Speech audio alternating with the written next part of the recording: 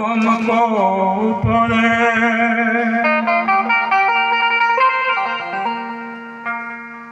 हर समय सेवा करूं सुबह शाम आदे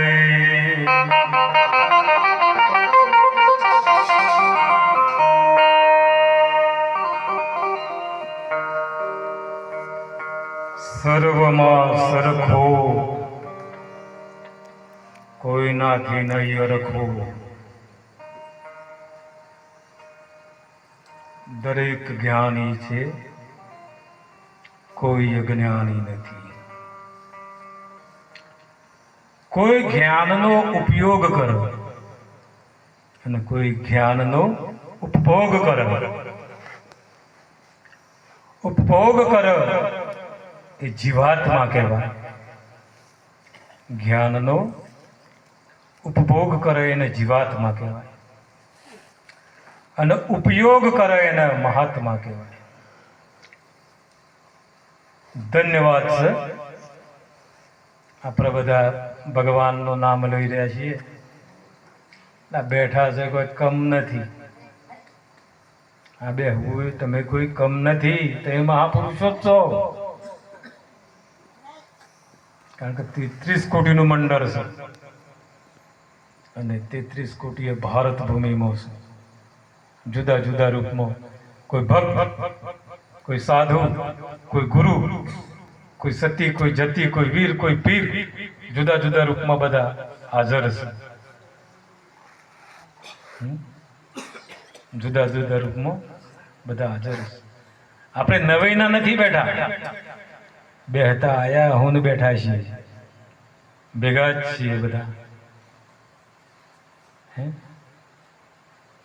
પણ પિત્તરનું વાહન હોય કાટ સડી જાય એમાં આપણો આ નવો અવતાર થયો એટલે આપણે બધા ભૂલી ગયા. મળ્યો મનુષ્ય અવતાર મોડ કરી ભજા નહીં ભગવાન હેત ધરી ખાશો જમનો માર પેટ ભરી એવું રામ નામ સંભાર. અમારા નિલેશભાઈ નવા ગામની અંદર આજે એમને 2 મહિનાથી દારૂ છોડી દીધો 2 મહિના મોઢા કેવા હતા ને આજે કેવા છે જુઓ આજે ભગવાનના માર્ગે ચાલી રહેલા છે આજે એમના ઉપદેશ લેવાનો છે ગુરુ ઉપદેશ ગુરુ તો એમના પાસે જ પણ કઈ જગ્યા પર જગાડવાના છે ને બતાવવાના છે એ ગુરુ નકા ગુરુ દેવ થયા આપણે હોય રહ્યા ગુરુની જરૂર પડી તો પછી શું કરો અંદર જો ગુરુનો ખ્યાલ હોય ને તો ખ્યાલ આવે કે આ ગુરુ કહેવાય. ગુરુ એ દેહ નથી મારા ભલા ગુરુ એ દેહ નથી અને તમને સાહેબન તો ખબર છે અમુક ઊંચાઈઓ ઉપર જતા રહો એટલે ગુરુ આકર્ષણ લાગે તોથી પાછા વળીને કદી ના આવું. કહેવતમાં કીધેલું છે કે કુરુક્ષેત્રના મેદાનની અંદર ભીમને હાથી ફેંક્યા હજુ પાછા નથી આવ્યા એટલે આપણા જેવા બધા ભેગા મળ્યા વાત થઈ કે ભાઈ સાચી વાત કે સાચી વાત હું નક્કી મહાપુરુષને ખૂબ પાડીને બતાવ્યું.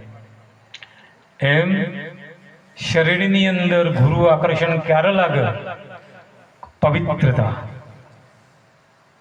સેવા, સંતોષ, શીલ, મર્યાદા, વિવેક.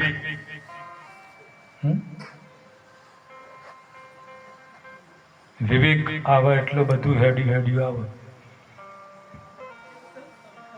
ભક્તિ મફતમાં નથી. સંતના સંતપણા માનવી નથી મફતમાં મળતા. નથી મફતમાં મળતા એના દાન ચૂકવવા પડતા. અમારે એક નિલેશભાઈ જેવા પટેલ હતા, ગુરુ ઉપદેશી હતા, ઓળખતા હતા. રામ રામ એમના ગુરુને મંત્ર આલેલો. રામ રામ રામ રામ રામ કરીને ઓરાક્યું. ઓરમાં ભરોણો લોસો રામ રામ બોલી ગયા અને લોસારજી ચાલુ થઈ ગયું. ભગવાન ને પાર્વતી માતા બે આવી ગયો.